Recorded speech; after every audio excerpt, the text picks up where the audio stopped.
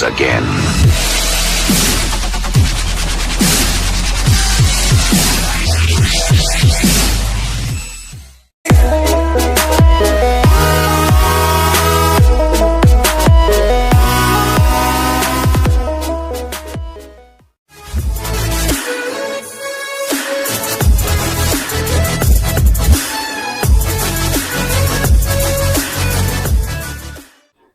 Halo guys, Assalamualaikum warahmatullahi wabarakatuh.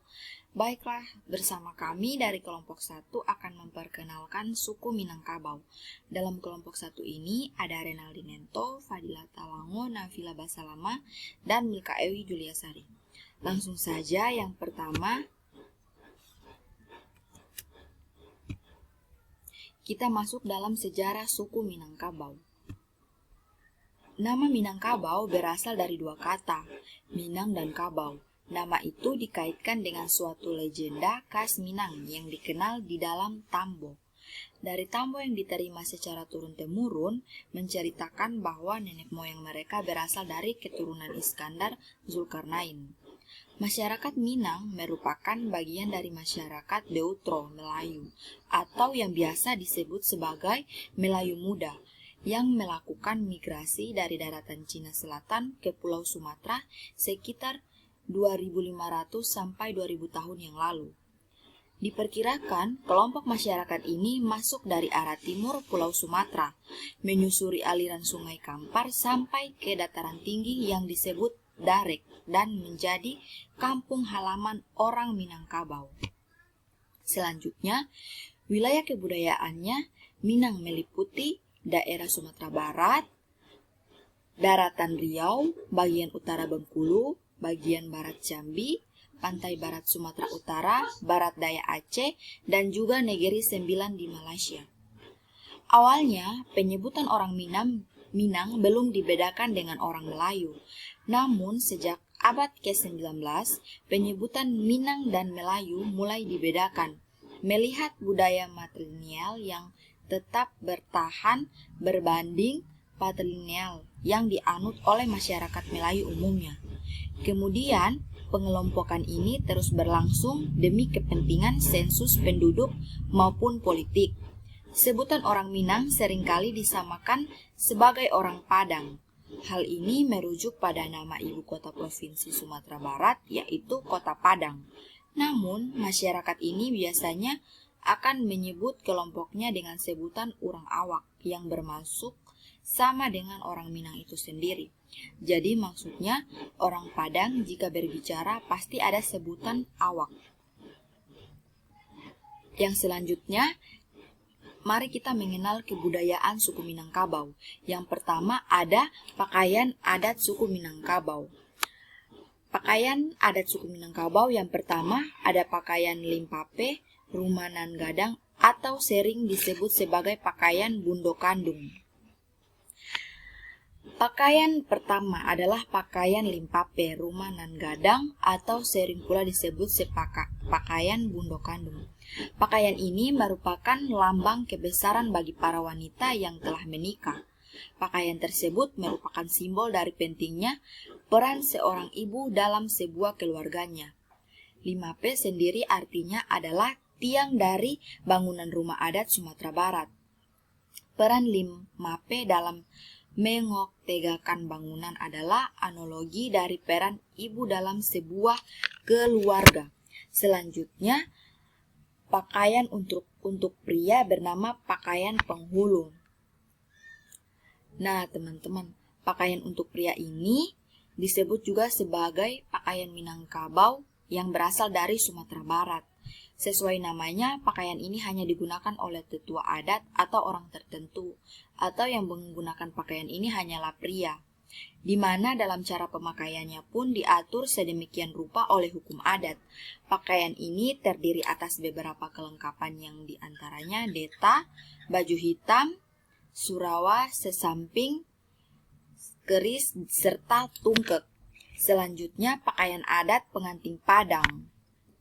Nah, pakaian adat pengantin Padan ini, selain baju bundo kandung dan baju penghulu, ada pula jenis pakaian adat Sumatera Barat lainnya yang umumnya dikenakan oleh para pengantin dalam upacara pernikahan. Pakaian pengantin ini lazimnya berwarna merah dengan tutup kepala dan hiasan yang lebih banyak. Hingga kini pakaian tersebut masih kerap digunakan, tapi tentunya dengan sedikit tambahan modernisasi dengan gaya atau desain yang lebih unik. Nah, yang selanjutnya kita masuk pada seni tari suku Minangkabau. Dalam seni tari suku Minangkabau ini terbagi atas 3, yaitu tarian pencak, tarian perintang, tarian kaba. Nah, teman-teman, yang pertama saya akan menjelaskan mengenai tarian pencak. Berbeda dengan pencak dan silat, pencak silat dilakukan oleh 2 orang dengan gaya silat secara fisik dalam pencak. Permainannya dapat bersinggungan atau bersentuhan.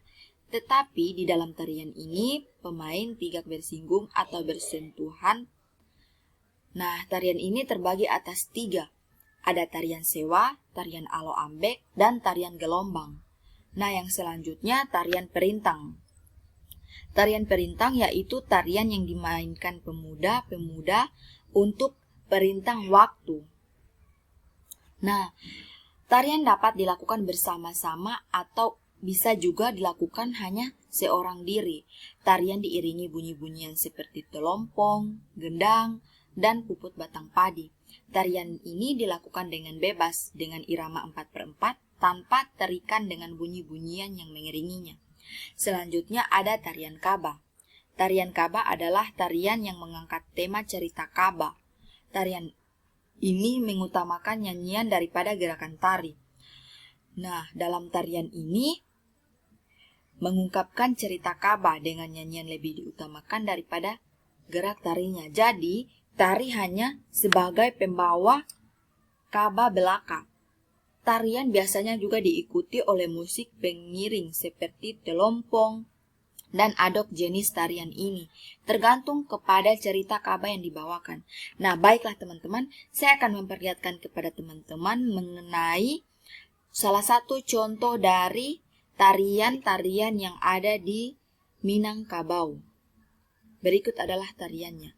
Teman-teman bisa melihatnya.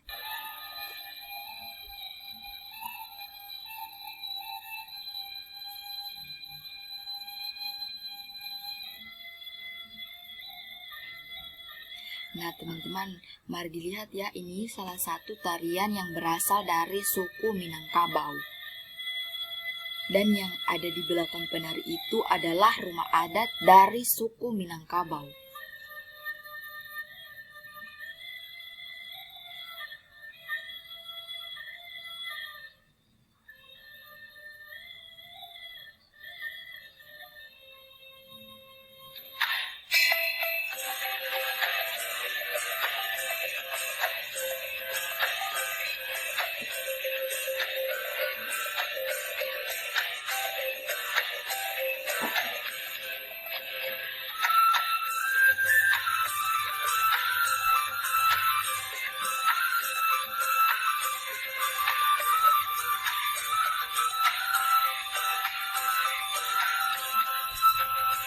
Dari gerakan-gerakan yang mereka lakukan dalam tarian Minangkabau ini terdapat sejarah-sejarah yang ada di tarian Minangkabau. Nah, teman-teman bisa melihat pakaian adat yang digunakan oleh para penari ini. Ini adalah salah satu tarian dari Minangkabau dan ini adalah pakaian adat dari suku Minangkabau.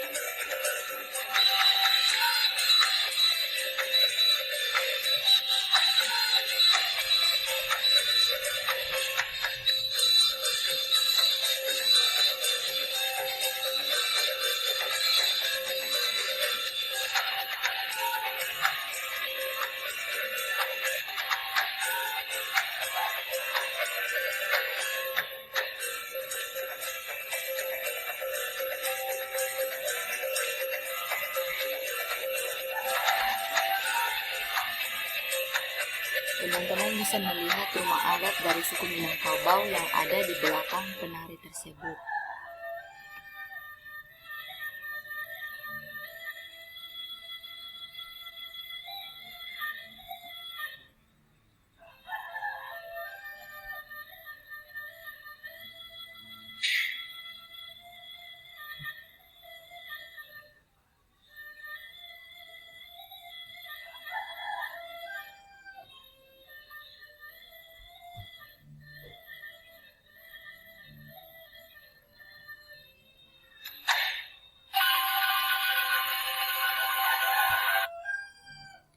Nah, teman-teman, itu tadi saya sudah menampilkan mengenai tarian dari suku Minangkabau.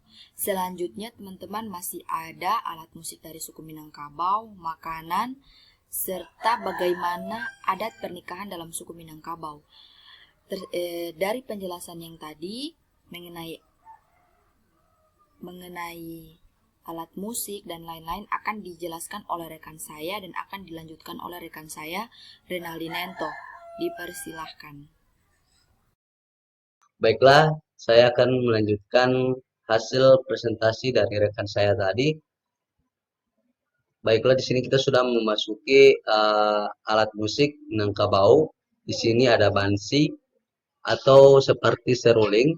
Di sini ada talempong juga atau alat pukul, dan terakhir juga di sini ada gandang, alat pukul juga. Dan di rumah adat suku Minangkabau juga memiliki rumah adat yang disebut dengan rumah gadang. Seperti teman-teman bisa lihat. Selanjutnya ada agama suku Minangkabau. Agama dari suku Minangkabau adalah Islam. Masakan khas suku Minangkabau, salah satu masakan khas suku Minang yang telah mendunia adalah rendang. Selain itu, masakan khas suku Minang lainnya adalah asam pedas, soto padang, sate padang, dan dendeng balado. Kemudian ada perkawinan di suku Minangkabau. Di sini ada bahasa-bahasanya. Yang pertama, meminang atau meminang, menjapuik atau marapulai atau menjemput pengantin pria. Yang ketiga, basandiang atau bersanding di pelaminan. Oke, itulah hasil pemaparan materi dari kelompok kami. Apabila ada kesalahan, tolong dimaafkan. Terima kasih. Assalamualaikum warahmatullahi wabarakatuh.